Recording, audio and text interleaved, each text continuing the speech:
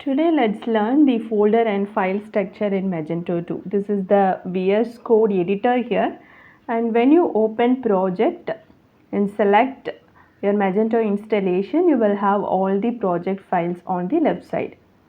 This IDE stands for Integrated Development Environment, which helps to develop coding and makes the debugging easier, and it has many other features too. Let's see the folder structure here. First folder is app folder. The main three folders inside app folder are code, etc and design.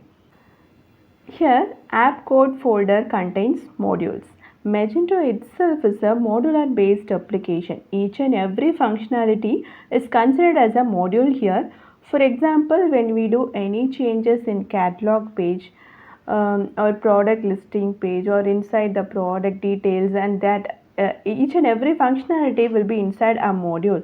Again, in this home page, theme, front end design, and in this PLP, and the placement of each and everything and the settings of this concerned business logics are also called modules.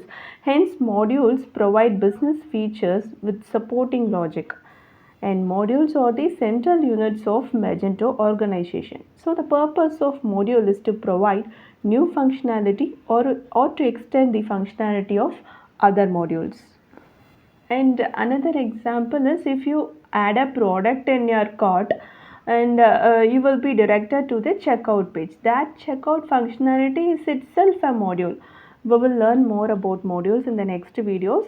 So these modules will be in app code folder, and when we click on the app code vendor folder here, we can see the list of vendor files, which means already built-in core files. We should not edit any files in vendor folder. So this vendor folder contains all the built-in modules in Magento 2. In the vendor Magento folder, we could see the Magento catalog. So this module, they have already built-in files for the catalog based functionalities. These are the core modules here. When we want to implement any functionality, then we have to create module inside app code folder. Design folder contains themes, that is, we already have two default themes, Black and Luma, in the vendor folder here. If we want to add a new theme, that should be done in the app design folder. App etc contains overall configuration files. Here we have two main files, env.php and config.php files. env.php file contains all the database related configuration. As we know, Magento frontend is developed by PHP and backend in MySQL. When we call this Magento application, this file provides details on which database this application is connected to. Here, when we have application and database in the same host, we can give localhost as host here. But suppose when our application is here and database is connected to server somewhere, then here we have to provide that particular IP address. And DB name is the name of our database, and username for the local database is root and password is empty. Here backend front name is admin here. This is the URL for admin, that is localhost /magento/admin. So we want to change this, we can change here. For example, let's give admin1234 here, save, and type the URL as admin1234. We got the admin page. Here, Xframe Magento mode contains HTML page settings. Magento mode. Magento has three modes.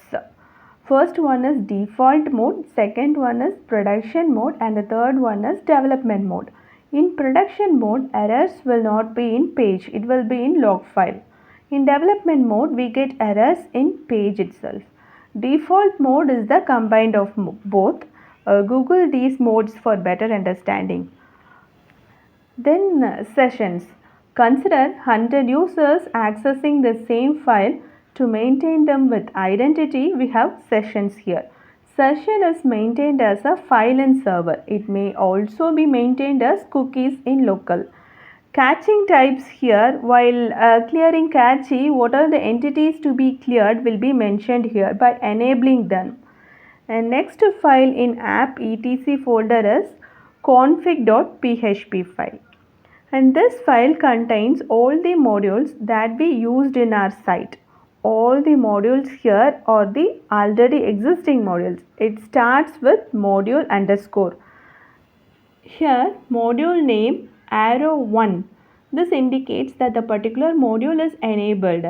If we disabled any module, then it will be set to 0. In future, if we create a module after enabling the module to check whether it is enabled, we can verify here. That is, if it is set to 1, it is enabled. If it is set to 0, it is disabled. Then bin folder in Magento. This is used for running comments. DEV folder. It is used for testing and its related toolkits. And this generated folder in Magento, we have 5 comments like setup, upgrade, compile, static content deployment, reindex and cache. These are the frequently used comments. When running this compilation command, all the class files in the modules will be compiled and generated as a single interceptor file and is located in this generated folder. This is to improve performance.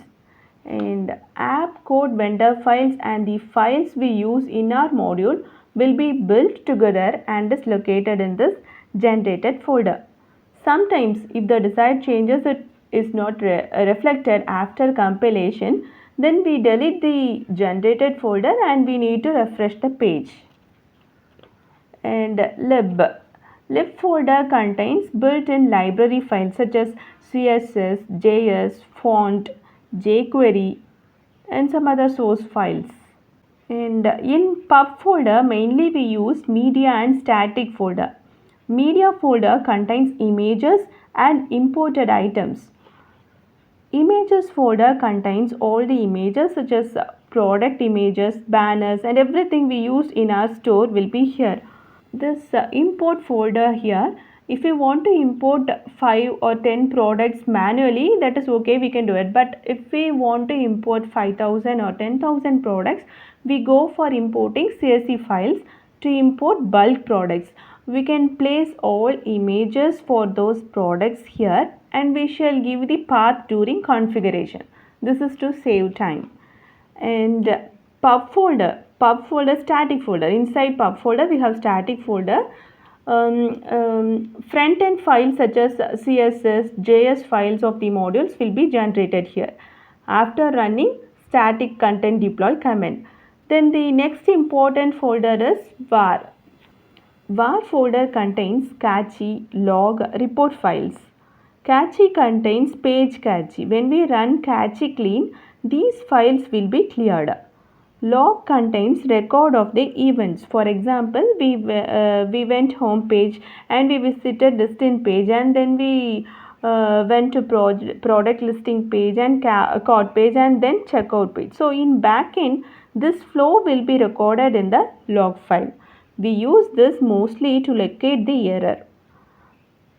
Regarding vendor, we have already seen about the vendor files. Then htaccess file here is used to give inputs to server. Server level modules can be enabled or disabled here.